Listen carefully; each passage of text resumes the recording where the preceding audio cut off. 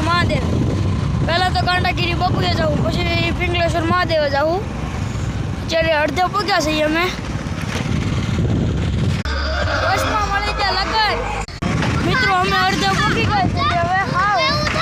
અહીંયા આગળ ખરેડના રસ્તે ચડશું મારું કામ છે ખરેડ મિત્રો આ છે અમારા પપ્પા અમારા ભાઈ મારા મામા મિત્રો હવે અમે ખરેડના રસ્તે ચડી ગયા છે ખરેડનો રસ્તો છે મિત્રો આ ખરેડનો રસ્તો છે આયા ભાઈ અમે